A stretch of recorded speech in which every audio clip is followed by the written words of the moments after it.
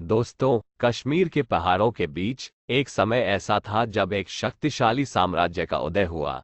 उस साम्राज्य के शिखर पर बैठा था एक महान शासक जिसका नाम था कनिष्क प्रथम। वह कुषाण वंश का शासक था और उसके शासनकाल ने भारत के इतिहास में एक सुनहरा अध्याय जोड़ा। कनिष्क प्रथम एक महान योद्धा था जिसने अपने शत्रुओं को परास्त कर कुषाण साम्राज्य की सीमाओं का विस्तार किया। उसने मध्य एशिया से लेकर भारत के उत्तर पश्चिमी भाग तक अपना साम्राज्य फैलाया। लेकिन कनिष्क सिर्फ एक योद्धा ही नहीं था, बल्कि एक बुद्धिमान राजनेता और एक महान संरक्षक भी था।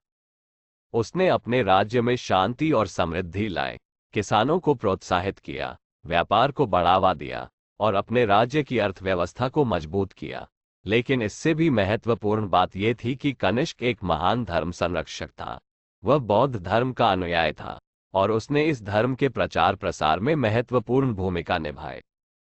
कनिष्क के शासनकाल में बौद्ध धर्म ने एक नई ऊंचाई प्राप्त की। उसने बड़े पैमाने पर बौद्ध विहारों का निर्माण करवाया और कई बौद्ध धर्मगुरुओं को संरक्षण दिया। इसके अलावा उसने बौद्ध धर्म की चौथी संगीति का आयोजन किया, जिसमें बौद्ध धर्म के ग्रंथों का संकलन और संपादन किया गया। ये संगीति बौद्ध धर्म के इतिहास में एक महत्वपूर्ण घटना थी। कनिष्क के शासनकाल में कला और संस्कृति भी फली फूली। उस समय की कलाकृतियां आज भी अपनी सुंदरता के लिए जानी जाती है। कनिष्क के सिक्के भी उस समय की कलात्मकता के उत्कृष्ट उदाहरण हैं। कनिष्क प्रथम का शासनकाल लगभग एक सदी तक चला और इस दौरान उसने भारत को एक समृद्ध और शक्तिशाली देश बना दिया। हालांकि समय के साथ कुषाण साम्राज्य कमजोर पड़ने लगा और अंततः इसका पतन हो गया। लेकिन कनिष्क की विरासत आज भी जीवित है। वह एक महान शासक, एक बुद्धिमान राजनेता और एक महान धर्म संरक्षक के रूप में याद किया जाता है। कनिष्क की कहानी हमें बताती है कि एक नेता कैसे अपने देश को नई ऊंचाइयों पर ले जा सकता है। वह एक आदर्श शासक का उदाहरण है जिसने अपने लोगों के कल्याण के लिए हमेशा काम किया।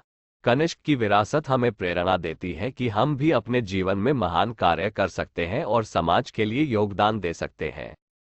कनिष्क के शासनकाल के दौरान भारत में वैज्ञानिक ज्ञान भी तेजी से बढ़ा। खगोल विज्ञान, गणित और चिकित्सा जैसे क्षेत्रों में महत्वपूर्ण खोजें हुई।